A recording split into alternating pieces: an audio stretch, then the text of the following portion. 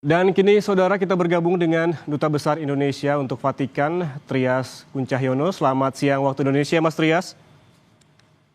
Selamat siang, selamat pagi waktu Roma. Mas Trias, ini bisa diceritakan kenangan apa yang sampai saat ini masih teringat momen bersama Paus Fransiskus? Ya, selamat siang. Terima kasih banyak telah mengundang saya untuk bicara pada pagi hari ini. Ya, kita pagi hari ini sebelum kita bicara, kita sama-sama nanti saat pemindahan jenazah dari Santa Marta ke Basilika ya, tadi disampaikan oleh Yan, jam 9 nanti. Jadi dari pagi sudah banyak peziarah umat yang antre untuk masuk ke sana. Ya, saya seperti yang sudah pernah saya sampaikan, beberapa kali saya bertemu dengan Paus almarhum, 14 kali kira-kira bertemu dengan beliau, dan terakhir kira-kira bertemu langsung maksud saya kira-kira bulan Februari atau Maret gitu ya, ada acara di sana, saya bertemu langsung. Bagi saya, sejak pertemuan pertama dulu, tahun Desember 2023, 11 Desember 2023, ketika saya menyampaikan kredensial surat kepercayaan sebagai Duta Besar untuk Tata Suci Vatikan, bisa diterbitkan, Paus itu menurut saya memang sosok yang sangat perhatian, ya, perhatian. Itu bisa saya katakan, kenapa saya katakan sangat perhatian, karena setiap kali kita berbicara, Paus selalu melihat langsung eyes to eyes dengan lawan bicara itu, tidak pernah menoleh ke kiri atau ke kanan sama sekali. Artinya begitu perhatian pada lawan bicaranya, itu yang dan kemudian yang nampak di kita, dia cepat hafal dengan kita semua. Karena dalam pertemuan saya yang kedua atau ketiga itu, dari sekitar 14 kali pertemuan itu, Paus sudah mengenal saya. Karena ketika bertemu, Paus langsung mengatakan, we meet again, Ambassador Indonesia. Langsung mengatakan begitu. Artinya mengenal, dan ketika pertemuan pertama, maka saya sangat terkesan ketika pertemuan yang terakhir itu. Tadi saya sampaikan kira-kira bulan Februari atau Maret, saya lupa, ada acara di Santa Marta, bukan di Basilika, bukan di Istana Kepausan, tapi di Santa Marta. Saya hadir di situ dalam pertemuan bisnis. Ya, kemudian saya duduk di paling depan. Ketika Paus masuk ke ruangan dengan duduk di kursi roda didorong, itu yang tanpa saya duga, kursi roda didorong dan mengarah ke saya. Jadi Paus persis berhenti di hadapan saya, berhenti, dan saya berdiri di situ. Paus, saya kaget, mengarah ke saya, Paus ke sana, dan kemudian seperti biasa saya nyalami beliau yang menyampaikan sebelum saya mengatakan I am Indonesian Ambassador. Paus sudah mengatakan Indonesia Ambassador, ya, kabar gitu ya. Itu jadi saya sangat mengesankan ya, artinya sangat mengenal, dan tadi saya sampaikan sangat perhatian. Tapi yang sangat mencolok bagi saya dan buat banyak orang tentu yang sudah kita lihat juga, masyarakat sampaikan, tadi saya juga lihat siaran dari Kompas TV bagaimana suasana di kedutaan besar Vatikan di Jakarta, di Nusa Karena apa? Jatuh hatinya banyak orang kepada sosok Paus, dan itu juga saya rasakan, ya, kesederhanaannya, kerendahan hatinya, kerendahan dan kerendahan hatinya, itu yang sangat menonjol dalam diri Paus. Kita lihat waktu berkunjung Indonesia dulu, Paus tidak menggunakan mobil, belum kali-kali saya sampaikan, tidak menggunakan mobil yang sangat mewah, ini dan itu, sedan atau apa, tapi memilih mobil yang banyak digunakan oleh masyarakat Indonesia. Bahkan di Roma, di Vatikan, sehari-hari Paus juga, saya katakan hanya menggunakan mobil yang sederhana juga, ya. Meskipun sebetulnya saya pernah baca dan dengar bahwa Paus mendapat sumbangan mobil dari pabrikan di Jerman sana, tapi mobil diterima, kemudian dijual, dan kemudian duit hasil penjualan disumbangkan kepada masyarakat banyak yang membutuhkan, yang kurang makan dan sebagainya. Tapi Paus memilih menggunakan mobil yang sangat-sangat sederhana, yaitu yang biasa digunakan masyarakat Italia, ya Fiat 500, mobil kecil warna putih. Ya, jadi itu. Nah, yang sangat menonjol bagi saya selain sederhana itu, Paus adalah sosok yang konsisten dari awal sampai akhir, konsisten pada kesederhanaan, konsisten pada perjuangan untuk menciptakan perdamaian. Ya, kita lihat dalam pesan terakhir pada saat memberikan berkat Urbi et Orbi hari Minggu pada Minggu Paskah, Sekali lagi pada saat terakhir Paus masih menyerukan perdamaian di sejumlah negara, di konflik di Timur Tengah antara Palestina, Israel dan Palestina, konflik di Ukraina, konflik ketegangan juga di sebelah negara di Kongo Selatan di negara Afrika, kemudian di Yaman, kemudian disebut juga di Azerbaijan, kemudian disebut juga di Myanmar. Artinya apa? Itu konsisten terhadap upaya untuk mencari perdamaian. Ya, jadi memang Pope of Peace, ya, paus perdamaian ini, paus perdamaian. Paus perdamaian juga Pope of Mercy, paus kebelas kasih yang sangat mengasihi semua orang. Ya, kita lihat di Jakarta waktu itu semua orang yang datang padanya diterima, tidak peduli siapapun mereka. Ya, kita lihat sepanjang jalan setiap kali berhenti, setiap pergi dan menerima banyak orang. Itu juga terjadi di Roma, di Italia. Setiap kali pergi juga seperti itu. Jadi Pope of Mercy, Pope of Peace itulah paus Fransiskus yang sesuai dengan namanya, Fransiskus.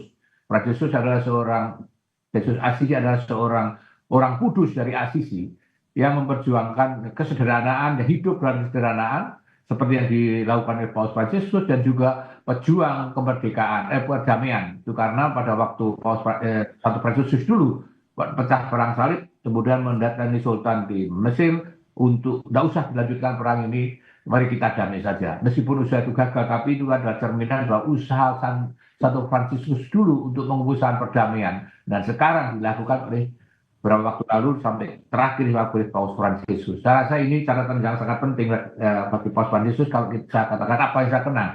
Satu hal yang tidak boleh dilupakan adalah Paus Fransiskus ini sangat peduli pada lingkungan hidup, ya, pada lingkungan hidup.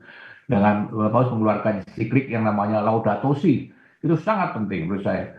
Seorang pemimpin yang sangat peduli lingkungan hidup. Padahal kalau kita lihat bandingkan dengan negara Vatikan City hanya 44 hektar. Enggak sama sekali, hanya ada taman sedikit di belakang Basilika, ada taman di Istana Kepausan. Justru dari negara yang sangat kecil itu yang peduli pada lingkungan. Saya rasa itu sangat sangat menarik. Begitu ya. Baik, ini meninggalnya Paus Fransiskus menjadi duka dunia, Mas Trias. Lalu bagaimana sebaiknya di Indonesia ini menghadapi masa kedukaan ini? Mengingat kunjungan Paus ke Indonesia menjadi momen yang tak terlupakan bagi masyarakat, sementara umat di Indonesia juga tidak bisa melihat langsung ke Vatikan sana. Seperti apa, Mas Trias? Ya, saya rasa saya harus mulai bicara dari ketika saya bertemu Paus tanggal 20 tahun 23, ketika saya kembali menyampaikan undangan pada Paus, undangan pemerintah, undangan presiden, rakyat Indonesia, undangan gereja, undangan umat, agar supaya Paus datang ke Indonesia pada waktu itu. Pada waktu itu ketika saya menyampaikan undangan pada Paus, Bapak Suci, kembali pemerintah, rakyat Indonesia, presiden, umat Katolik, dan semua masyarakat Indonesia menyampaikan undangan pada Pak Suci datang ke Indonesia.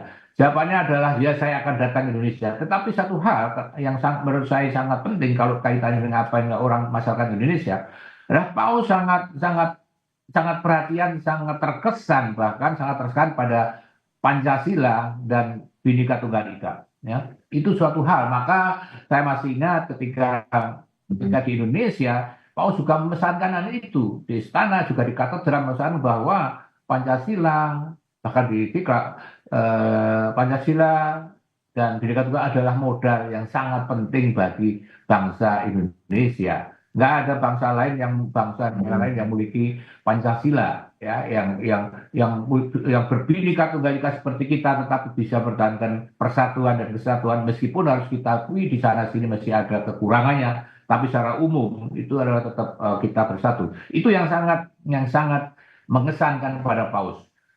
Beberapa hari yang lalu saya dalam wawancara juga saya sampaikan bahwa setelah kunjungan ke Indonesia, sampai sebulan kemudian itu Paus masih cerita tentang Indonesia pada siapa saja, kepada para tamunya yang menemui dia di istana atau skup kepausan, juga pada umat dalam acara di lapangan Satu Petrus.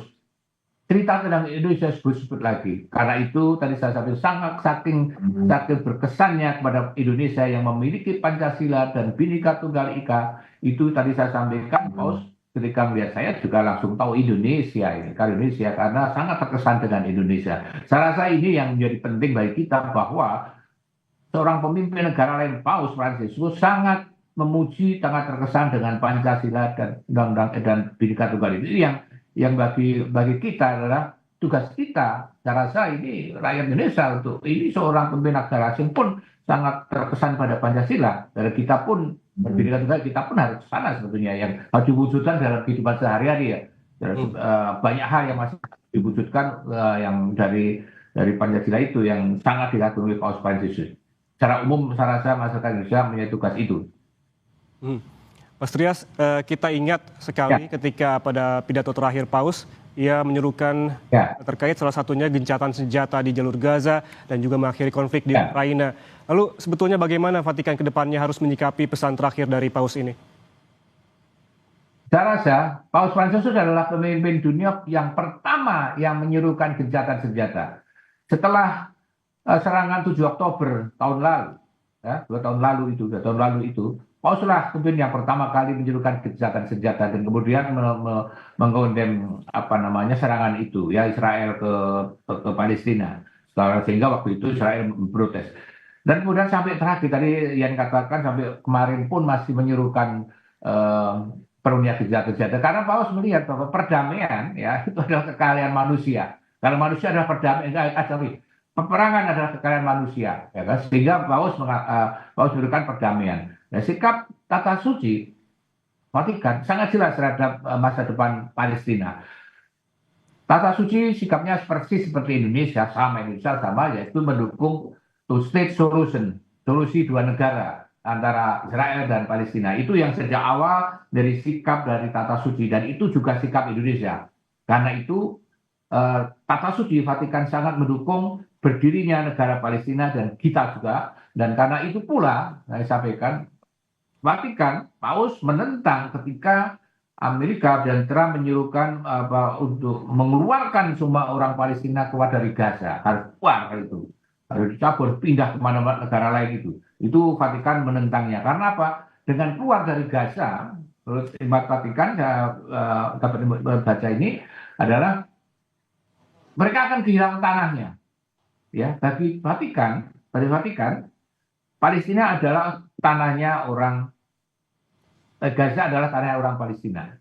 Ya, jadi kalau mereka keluar dari Gaza artinya akan kehilangan tanah itu. Sehingga gagasan untuk mengeluarkan orang Palestina, orang Gaza dari tanah Palestina ditentang oleh Vatikan. Dan saya rasa ini adalah sikap yang pasti akan diteruskan oleh pengganti Paus yang mendatang. Bahwa inilah sikap tata suci, sikap Vatikan adalah Palestina yang mendukung two-state solution. Dan karena itu meninggalnya Paus kemarin saya baca dari Vatikan itu bahwa orang-orang Palestina merasa sangat kehilangan sosok yang sangat mendukung, sosok yang seorang pemimpin yang bagaikan saudara merangkul mereka dalam kedukaan itu. Yang itu karena mereka merasa sangat kehilangan. Sekali lagi saya rasa sikap tata suci ke depannya akan tetap sama tentang mendukung two-state solution dan menentang dikeluarkannya orang Palestina dari Gaza. Baik.